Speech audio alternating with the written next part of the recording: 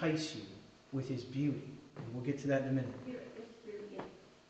It just my thinking, it's like so weird that he wanted to be like the Most High. Yep.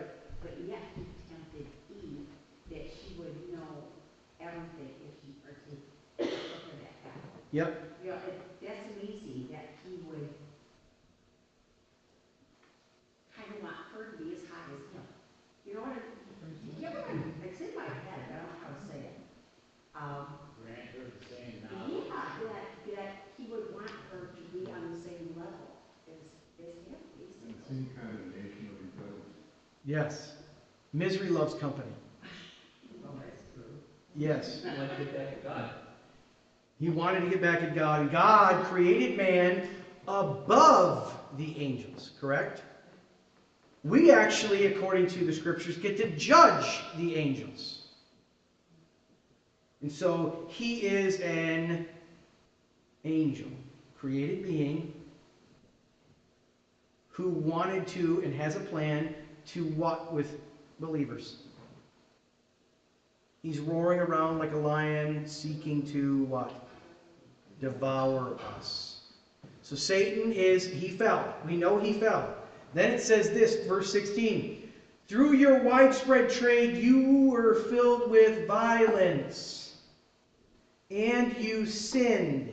So I drove you in disgrace from the mount of God, and I expelled you, O guardian cherub, there it is again, from among the fiery stones. Your heart became proud on account of your beauty. Not knowledge, not strength, not power, but on his own beauty. And you corrupted your wisdom because, what is wisdom again? Wisdom is taking knowledge and putting it into practice. And because you corrupted your wisdom because of your splendor, he was all about himself. He was vanity. So I threw you to the earth. I made you a spectacle before kings. Why do you think he hates man? Because God made him a spectacle.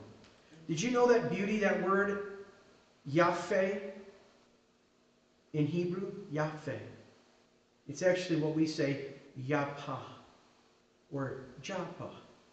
So when you go to Israel, if you ever to go to the city of Joppa, after you get off at Tel Aviv, the airport, you go straight towards the coast, just directly from Tel Aviv to the coast, and it's the city of Joppa. It's the city of beauty.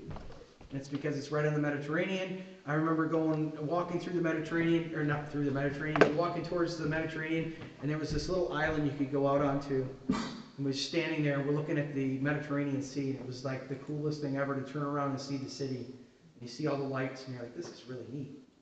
It was beautiful. It was fun to be there. Anyway, so now we know that he's, through his pride and his ambition is to be the Almighty, he fell, and B, drew after him a host of angels that he is now, so Revelation 12:9, B, the great dragon was hurled down, the ancient serpent called the devil or Satan, who leads the world astray, the whole world astray. He has hurled to the earth, and his angels with him. So he's got guys that are following him. Remember, they were created to worship, and right now they're worshiping him. And so we call them demons because they're worshiping the devil. Not because they have a doctorate of ministry. Although I want to get a doctorate of ministry eventually.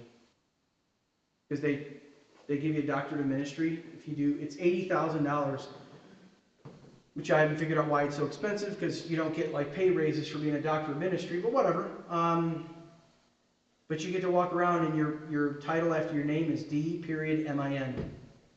So you get to walk around going, hi, I'm Christopher Basio, demon. People look at you like, wait, what? Yep.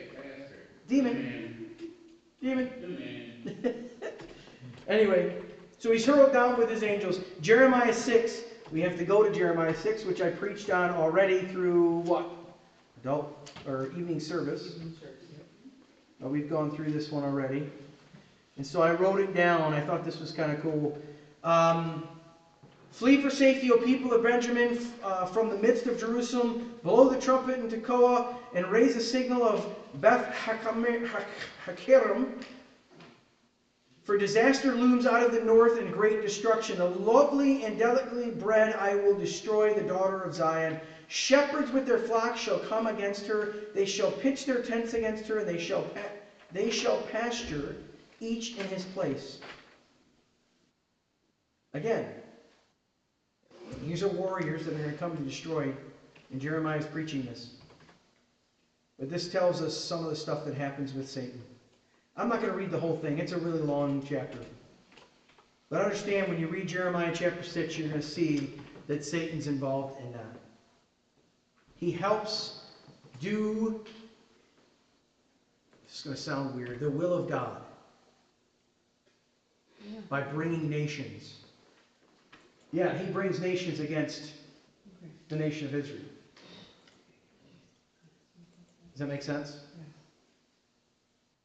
So God uses non-believers to fulfill his purposes. Lets them do their things. 1, Pharaoh. 2, Nebuchadnezzar. 3, Judas. I mean, I could go on. Satan? Yes. No. I think it probably irritates him all get out. It's like the Kansas City Chiefs and the referees.